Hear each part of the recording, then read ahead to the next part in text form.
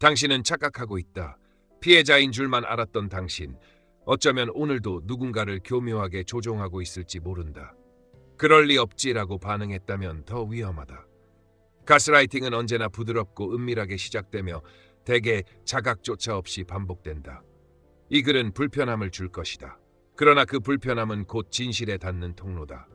당신 안에 숨어있는 조종의 그림자를 들추고 관계의 민낯을 마주할 준비가 되었는가? 이제 그 가면을 벗을 시간이다. 당신은 지금 이 순간에도 누군가를 조종하고 있을지 모른다. 그것이 의도적이든 아니든 당신 안에 잠재된 가스라이팅의 씨앗은 이미 누군가의 감정과 현실을 왜곡하고 있을 수 있다.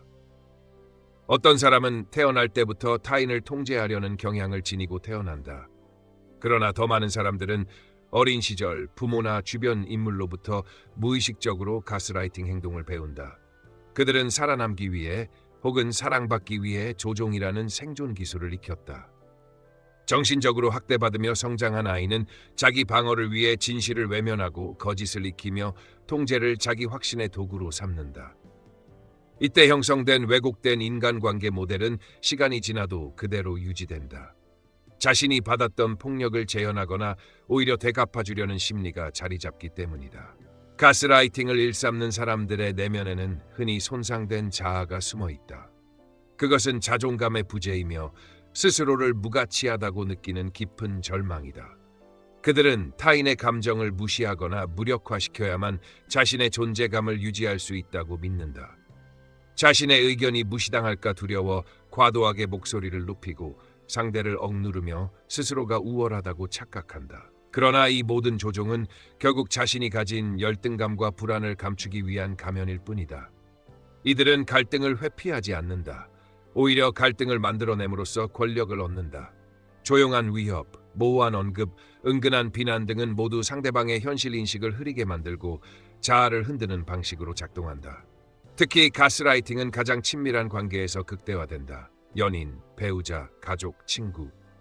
가까울수록 그 조종은 더욱 치명적이며 피해자는 자신이 당하고 있다는 사실조차 인식하지 못한 채 죄책감과 혼란에 빠져든다. 가스라이터는 정면으로 공격하지 않는다. 그들은 질문을 던지고 기억을 왜곡시키고 감정을 부정하며 자신에게 유리한 방향으로 상황을 비튼다. 그러면서도 스스로는 아무 잘못이 없다는 듯 행동하고 책임을 회피하며 피해자의 감정 반응을 과장되거나 예민하다고 치부한다. 이런 식의 반복된 심리적 조작은 결국 피해자를 자기 의심의 감옥에 가두고 만다. 그리고 그 감옥은 가해자의 손에 쥐어진 열쇠 없이는 좀처럼 열리지 않는다. 하지만 중요한 사실은 그 감옥을 만든 건 처음부터 당신 자신이 아니라는 것이다. 문제는 지금 그 열쇠를 당신이 다시 누군가에게 쥐어주고 있지 않은가 하는 점이다. 가스라이터는 처음부터 공격적이지 않다. 오히려 그들은 대단히 매혹적이고 매너 있으며 친절함과 따뜻함으로 사람을 사로잡는다. 당신의 삶에 갑작스레 등장해 감정의 공백을 채워주고 당신이 꿈꾸던 이상적인 인간상으로 다가온다. 그들은 당신의 말에 공감하고 당신의 상처를 어루만지며 마치 당신만을 위한 사람인 듯 굴기 때문에 당신은 점점 그들에게 끌려 들어간다. 하지만 그 완벽한 유혹은 오래가지 않는다. 어느 순간부터 그들은 아주 미세한 방식으로 당신을 무너뜨리기 시작한다. 당신의 말투, 복장, 인간관계, 생각에 대해 의문을 제기하고 은근히 깎아내리며 당신이 스스로를 의심하게 만든다. 이 모든 과정은 조용하고 교묘하게 이루어진다. 당신은 그것이 단순한 관심이라고 착각하며 받아들이고 그 결과 점점 자존감이 침식당한다. 더 끔찍한 건 관계가 파탄 나더라도 당신은 문제의 원인을 그들에게서 찾지 못한다는 점이다. 도리어 내가 민감한가? 내가 더 잘했어야 했나라는 죄책감에 사로잡혀 스스로를 탓하게 된다. 그토록 이상적이던 그 사람을 되찾고 싶은 마음에 매달리기도 하지만 슬프게도 그 사람은 애초에 존재하지 않았다. 초반의 따뜻함과 친절은 전략이었을 뿐이며 그것은 이제 완전히 사라졌다. 당신은 누군가를 사랑한 것이 아니라 그 사람이 만들어낸 환상을 사랑한 것이다. 그리고 이제 그 환상은 당신을 지배하는 수단으로 변질되었다. 가스라이터는 자신의 행동에 대해 책임지지 않는다. 그들은 늘 피해자 코스프레를 하며 문제의 원인을 외부로 돌린다. 내가 이렇게 된 건 내가 날 무시해서야. 너무 예민하니까 다툼이 생기는 거야 라는 식의 말로 상황을 뒤집고 마치 당신이 그들을 망가뜨린 가해자인 양 몰아붙인다. 그들은 연민도 죄책감도 느끼지 않는다. 감정을 계산하고 활용할 뿐이다. 당신이 상처받는 것에는 전혀 관심이 없으며 오히려 그것이 그들에게는 더 큰 통제력을 제공한다. 당신이 움츠러들수록 침묵할수록 변명할수록 그들의 힘은 커진다. 관계의 균형은 이미 무너졌고 당신은 점점 그들의 그림자 속에서 스스로를 잃어간다. 문제는 그들이 변화하지 않는다는 것이다. 가스라이터는 스스로를 돌아보지 않는다. 자신은 아무런 결함이 없으며 모든 문제는 상대에게 있다는 확신 속에 살아간다. 그렇기에 당신이 아무리 노력해도 과거의 그 멋진 사람은 돌아오지 않는다. 아니, 정확히 말하자면 애초에 그런 사람은 존재하지 않았고 당신은 처음부터 정교하게 설계된 가짜의 유혹에 빠져 있었던 것이다. 혹시 나도 가스라이터일까? 라는 질문이 떠오른다면 바로 그 순간이 당신을 구할 첫 번째 신호다. 진짜 가스라이터는 절대 자신을 돌아보지 않는다. 그들은 문제의 중심에 자신이 있다는 생각조차 하지 않으며 세상 모든 갈등은 타인의 탓이라고 믿는다. 하지만 지금 당신이 이 글을 읽고 스스로를 의심하며 반성하고 있다면 당신은 이미 진짜 가스라이터와는 다르다.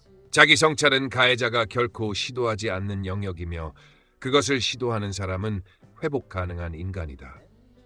여전히 사람을 상처 입히는 행동을 했을지 모르지만 중요한 건 그것을 멈추고 바꿀 의지가 있느냐는 것이다. 가스라이팅의 뿌리는 의도보다 더 깊은 곳에 있다. 당신이 그런 행동을 했더라도 그것은 생존을 위한 자기 방어에서 비롯되었을 가능성이 높다.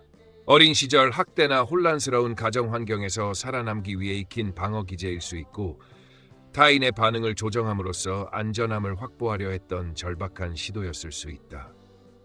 그렇다면 당신은 단순한 가해자가 아니라 상처받은 생존자이기도 하다. 문제는 그 생존 전략이 이제 더 이상 당신에게 도움이 되지 않는다는 점이다. 오히려 그 전략은 지금의 인간관계를 병들게 하고 당신 자신을 더 고립시키고 있다. 하지만 다행히도 인간은 학습된 행동을 바꿀 수 있다. 당신이 스스로의 언행을 점검하고 가스라이팅 성향을 인식하고 변화하겠다는 의지를 갖고 있다면 그것은 이미 절반의 성공이다. 변화는 쉬운 일이 아니다. 특히 자신이 누군가를 조종하거나 상처 입히고 있다는 사실을 인정하는 것은 깊은 용기 없이는 불가능한 일이다. 그러나 바로 그 용기가 당신을 회복의 길로 이끈다. 가스라이팅 행동을 멈추기 위해선 먼저 뿌리를 들여다봐야 한다. 왜 내가 그런 방식으로 말하고 행동했는지, 그 안에 숨어있는 두려움과 불안은 무엇이었는지 직시해야 한다. 정직한 자기 성찰이 없는 변화는 결코 오래가지 못한다. 반성은 아픔을 동반하지만 그것은 성장의 아픔이다. 그리고 그 아픔을 감내할 수 있는 사람만이 건강한 관계를 다시 설계할 수 있다. 가스라이팅이라는 그림자를 벗어나기 위한 첫걸음은 자신이 그 안에 있다는 걸 받아들이는 것이다. 만약 당신이 지금 그 인식을 하고 있다면 이미 많은 사람보다 앞서 있다. 이제 남은 것은 용기를 내어 앞으로 한 걸음 더 나아가는 일뿐이다. 가스라이팅은 거대한 폭력처럼 보일 수 있지만 실제로는 아주 사소한 일상 속에서 은밀하게 작동한다. 그리고 그 시작은 언제나 습관처럼 자연스럽다. 만약 지금 당신이 가스라이팅 행동을 하고 있을까 두려움을 느낀다면 아래 6가지 질문 앞에서 스스로를 냉정하게 마주해야 한다. 첫째, 당신은 이유 없이 거짓말을 자주 하는가? 단지 상황을 모면하기 위해서 혹은 딱히 큰 목적도 없이 습관처럼 진실을 왜곡하는가? 이런 거짓말은 단순한 문제 회피가 아닌 타인의 현실 감각을 흐리고 신뢰를 파괴하는 가장 기초적인 조종의 방식이다. 둘째, 다른 사람들이 당신의 감정이나 욕구를 제대로 알아차리지 못할 때 무시당했다는 생각에 분노가 치밀지는 않는가? 이 분노는 단순한 감정이 아니라 타인이 당신의 세계에 즉각적으로 반응해주지 않으면 불쾌감을 느끼는 조종적 사고의 시작이다. 셋째, 원하는 것이 생겼을 때 직접적으로 부탁하지 않고 돌려 말하거나 암시하거나 눈치를 주며 상대가 알아서 움직이게 만드는가? 이런 간접적 요구는 겉보기엔 수동적이지만 실상은 상대의 자율성을 침해하는 적극적인 조종이다. 넷째, 주변 사람들이 당신의 말투가 냉소적이고 공격적이라고 말한 적은 없는가? 당신은 단지 솔직하다고 생각할지 모르지만 냉소와 비난은 상대의 감정을 마비시키고 자기 확신을 무너뜨리는 무기가 될 수 있다. 다섯째, 당신은 어떤 요구를 말로 표현하지 않았음에도 불구하고 그것이 이루어지지 않았을 때 뒤늦게 분노하거나 보복적인 반응을 보인 적이 있는가? 이는 명확한 의사소통을 회피한 채 상대가 실수를 하길 기다렸다가 처벌하는 수동적 공격성의 전형이다. 여섯째, 상대방이 무언가를 결정하는 데 시간이 오래 걸릴 때 그들을 조급하게 만들거나 짜증을 유발하는가? 상대의 페이스를 인정하지 않고 조급함을 강요하는 태도는 결국 자신의 기준으로 타인을 통제하려는 시도다. 이 6가지 행동 중 단 하나라도 반복되고 있다면 당신은 이미 가스라이팅이라는 어두운 시스템 안에 발을 들여놓고 있는 셈이다. 더 무서운 건 이 모든 행동이 때로는 관심이나 배려 혹은 효율을 위한다는 이름으로 포장되기 쉽다는 것이다. 그러나 아무리 그럴듯한 명분이 있어도 타인의 감정과 선택권을 조작하는 순간 그것은 폭력이 된다. 그리고 그 폭력은 언젠가 반드시 되돌아온다. 그러니 지금 이 순간 당신의 언행을 해부하듯 들여다보고 진짜 의도가 무엇이었는지 정직하게 직면해야 한다. 진실은 늘 고통스럽다. 하지만 그 고통을 마주하는 사람이야말로 변화를 시작할 수 있다. 가스라이팅은 더 이상 남의 이야기가 아니다. 당신의 이야기일 수 있다. 아니, 어쩌면 이미 당신의 이야기다. 가스라이팅은 단지 성격이나 선택의 문제가 아니라 오랜 시간에 걸쳐 형성된 학습의 산물일 수 있다. 많은 사람들이 가스라이팅을 처음으로 경험하고 배운 장소는 다름 아닌 가정이다. 우리는 어릴 적부터 부모의 말투, 갈등 해결 방식, 감정 표현 방법을 무의식적으로 흡수하며 성장한다. 특히 부모가 지닌 조종적이고 공격적인 태도는 자녀에게 사랑을 받기 위해서는 이렇게 행동해야 한다는 왜곡된 생존 전략으로 각인된다. 만약 당신이 지금 누군가를 조종하고 있다면 그것은 당신이 악해서가 아니라 과거에 당신이 조종당하고 있었다는 사실을 뜻할지도 모른다. 부모가 자주 화를 내고 감정을 조절하지 못했던 환경이라면 아이는 스스로를 지키기 위해 진실을 숨기고 감정을 억누르고 상대의 눈치를 살피며 반응하는 방식을 익힌다. 그리고 이 방식은 시간이 지나며 타인을 통제하려는 방식으로 전환된다. 가정 안에서의 생존 기술이 성인이 되어 인간관계의 도구로 바뀌는 것이다. 이처럼 어린 시절의 상처는 단순한 기억이 아니라 관계를 구축하는 방식 그 자체가 된다. 아이는 자기가 무엇을 원하고 느끼는지보다 부모가 원하는 것이 무엇인지를 먼저 고려하게 된다. 이런 왜곡된 감정 구조는 자아의 중심을 외부로 넘겨주는 것이며 결국 타인을 조종함으로써 자기 존재를 증명하려는 행동으로 나타난다. 그래서 가스라이팅은 단순한 의도된 나쁨이 아니라 왜곡된 보호에서 비롯된 결과일 수 있다. 문제는 이런 방식이 더 이상 당신을 보호하지 않는다는 점이다. 오히려 지금은 그 기술이 사랑하는 사람을 상처 입히고 인간관계를 파괴하며 당신 자신을 외롭게 만들고 있다. 당신이 아이였을 땐 그것밖에 선택지가 없었지만 지금의 당신은 다르다.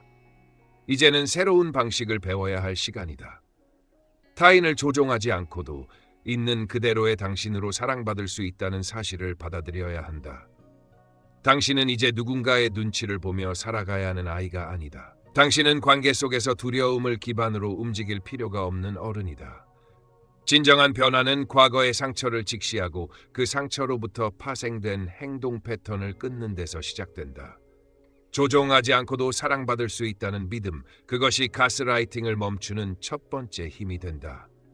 그리고 그 믿음은 지금의 당신 안에도 충분히 존재하고 있다. 가스라이팅 행동을 보이는 사람들과 극단적인 가스라이터 사이에는 결정적인 차이가 있다. 후자는 단순한 생존 전략이 아닌 타인을 조종하는 것을 삶의 기본 방식으로 삼는다. 그들은 가정, 직장, 친구관계, 심지어 사회적 네트워크까지 모든 인간관계를 통제의 수단으로 인식한다. 진짜 가스라이터는 자신의 욕구 충족과 자기 확신 유지를 위해 끊임없이 타인의 생각과 감정을 흔든다. 그들은 상대방의 혼란, 죄책감, 의심을 에너지원으로 삼으며 누군가를 통제하고 있다는 사실에서 살아있음을 느낀다. 그러나 당신은 그들과 다르다. 당신은 특정한 순간, 특정한 상황, 특히 압박이나 스트레스를 받을 때만 그런 행동을 보일 가능성이 크다. 당신의 가스라이팅은 전면적인 통제욕이 아니라 생존 반응의 일부일 수 있다. 특히 당신이 진짜 가스라이터인 부모 밑에서 자라났다면 당신이 그런 행동을 하는 이유는 매우 명확하다. 당신은 부모의 분노의 대상이 되지 않기 위해 부모의 기분을 예측하고 조종하며 자신을 보호하는 기술을 익힌 것이다. 그 기술은 당시에는 유일한 방패였고 살아남기 위한 필사적인 도구였다. 그러나 그 기술이 이제는 당신을 망치고 있다. 당신은 여전히 누군가의 눈치를 보며 진실을 감추고 거짓으로 감정을 덮으며 인간관계를 이어가고 있다. 하지만 문제는 이제 더 이상 당신을 때리는 부모가 없다는 점이다. 당신을 억누르는 사람은 외부가 아닌 내부의 목소리, 즉 과거의 상처다. 그 사람은 지금도 당신에게 속삭인다. 진실을 말하면 미움을 받을 거야. 상대의 기분을 먼저 맞춰야 안전해라는 메시지들이 무의식적으로 가스라이팅 행동을 유도하고 있다. 그리고 당신은 그것을 자기 보호라고 착각하고 있다. 그러나 기억하라. 어릴 적에는 누군가의 눈치를 봐야 했지만 지금은 당신이 당신을 보호할 수 있는 유일한 어른이다. 이제는 그 낡은 생존 전략을 내려놓고 새로운 대처 기술을 배워야 할 시간이다. 더 이상 타인을 조종하지 않아도 괜찮다. 당신은 조종이 아닌 존중으로도 충분히 살아갈 수 있는 사람이다. 그리고 그것이 바로 건강한 관계의 시작점이자 당신이 진짜 어른으로 거듭나는 전환점이다. 가스라이팅에서 벗어나기 위한 실질적인 첫걸음은 무의식적인 언행 패턴을 의식적으로 바꾸는 것이다. 그리고 그 핵심에는 대화 방식의 전환이 존재한다. 첫째, 열린 대화를 시작하라. 단순히 말을 많이 하라는 뜻이 아니다. 정직하고 솔직한 소통, 감정을 숨기지 않고 드러내는 대화가 중요하다. 하지만 이때의 정직함은 거칠고 날이 선 독설이 되어선 안 된다. 나는 사실을 말했을 뿐이야 라는 말 뒤에 숨은 냉소와 공격성은 상대에게 깊은 상처를 남기고 결국 당신을 고립시킨다. 정직한 대화는 상대를 찌르는 도구가 아니라 다가가는 다리가 되어야 한다. 둘째, 말의 시작을 너는이 아닌 나는으로 바꿔라. 넌 왜 항상 그 모양이야? 라는 말은 방어적 반응만을 유발한다.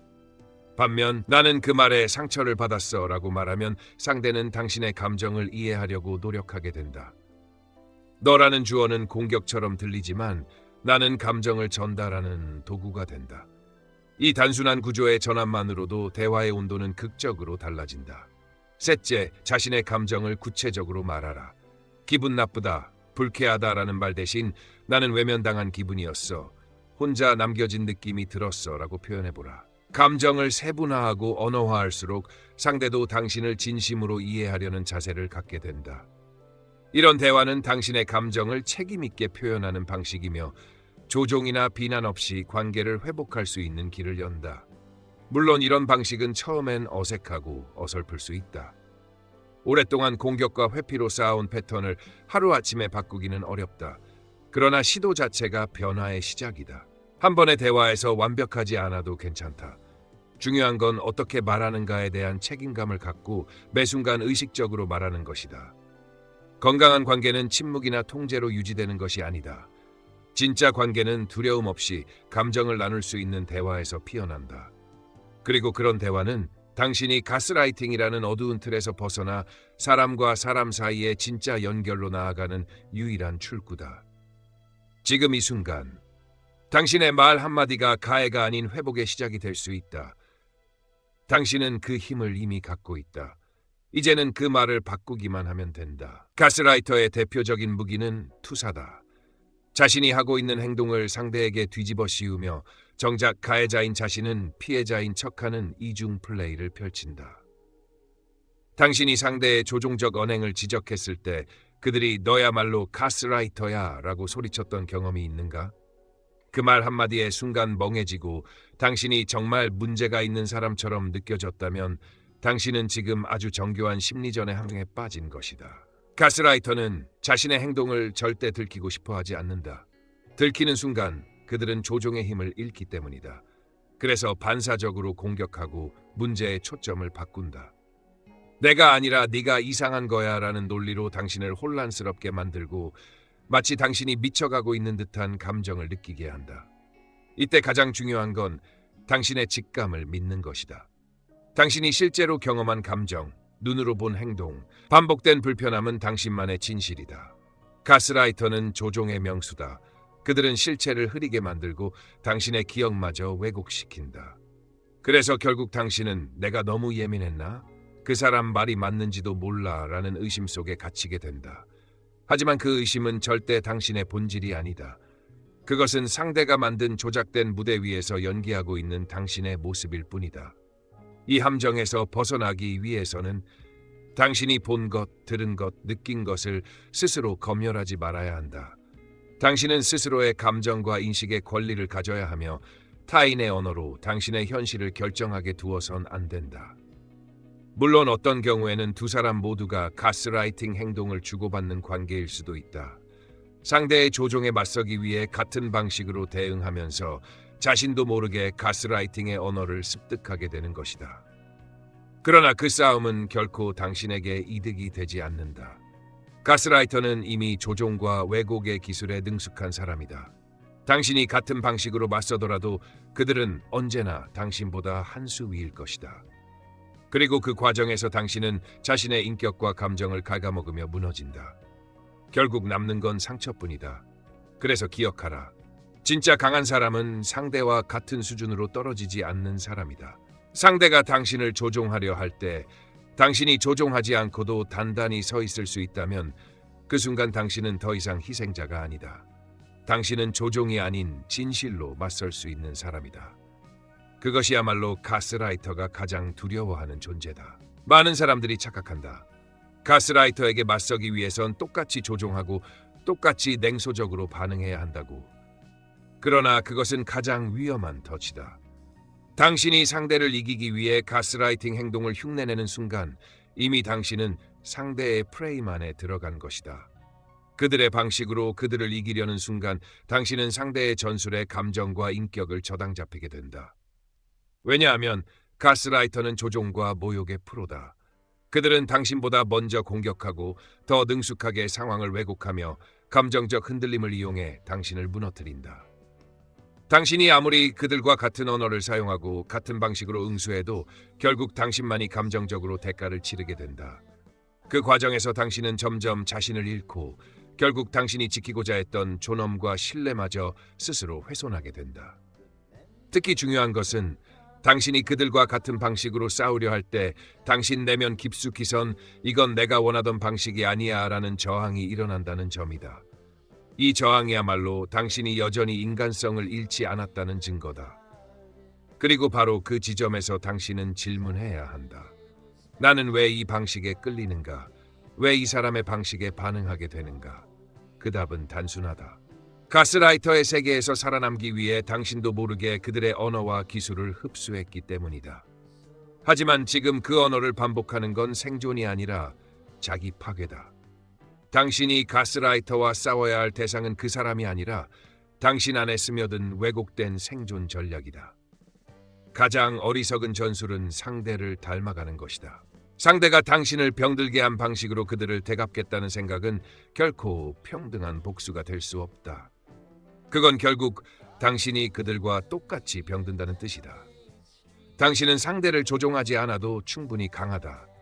당신의 진짜 힘은 조종 없이도 설득하고 위협 없이도 감정을 표현하며 굴욕 없이도 경계를 지킬 수 있는 능력이다. 그러니 더 이상 그들과 같은 전장에 서지 마라. 조종과 공격의 언어가 아닌 진실과 단호함의 언어로 스스로를 지켜라. 그것이야말로 진정한 이탈이자 당신을 치유하는 유일한 해방이다. 이 싸움에서 가장 고귀한 승리는 상대를 이기는 것이 아니라 자신을 잃지 않는 것이다. 그리고 그 승리는 오직 당신만이 쟁취할 수 있다. 가스라이팅의 피해자든 가해자적 성향을 자각한 사람이든 회복을 향한 진짜 여정은 상담실에서 시작된다. 그러나 많은 사람들은 여전히 상담을 부끄럽고 나약한 사람만이 찾는 곳으로 오해한다.